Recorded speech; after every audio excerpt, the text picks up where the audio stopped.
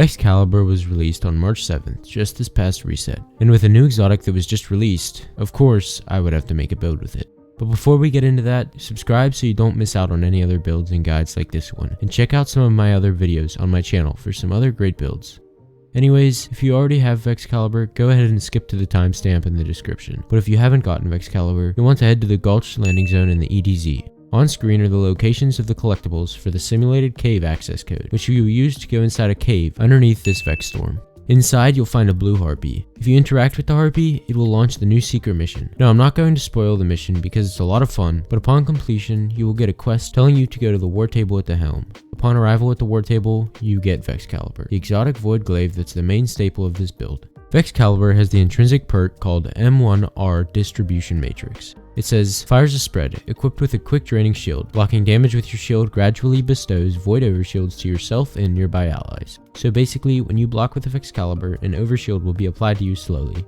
Moving on, the exotic perk on Excalibur is called Perpetual Loophole. This perk deals additional melee damage while protected by an overshield. Defeating targets with melee final blows while the overshield is active will refresh it. With the overshield that is applied just by blocking, you will get an instant damage boost of Excalibur's melee attack. In order to figure out how good this build is, however, I had to do some damage testing. The basic fire mode on Vexcalibur does 7,389 damage. The normal shot doesn't do much damage, but it is what charges the glaive energy for the overshield that gives you offensive bulwark, which I'll cover more about later. Moving on to the spotlight of Excalibur, the melee attack does a normal damage value of 19,000. And when I equip Syntheseps, the damage is almost tripled, going up to 57,206. Furthermore, when offensive bulwark is applied to this combo, the damage is increased by over 20%. It comes out at over 68,000 damage just from the melee attack. If you thought this was a lot of damage though, you would be very disappointed to hear that a normal glaive combo is 3 hits. And if you took 68,000 times 3, you would find that you're doing way over 200,000 damage per combo.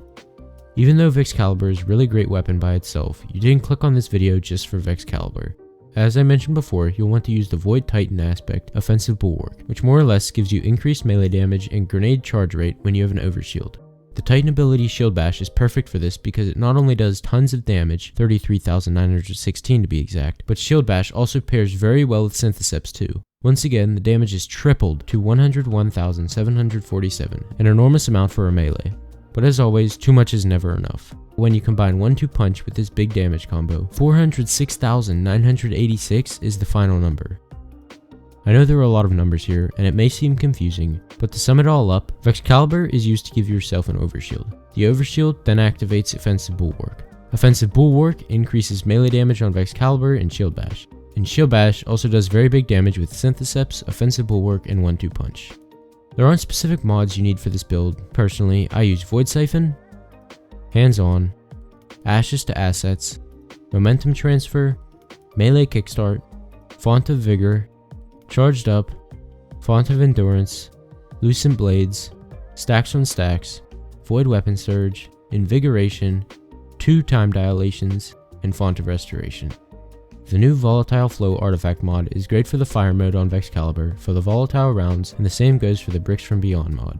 Not only is this build great for clearing out large rooms of enemies, but it is great for doing damage to some of the biggest bosses. This loadout will have a top spot in my inventory for now, and you should do the same.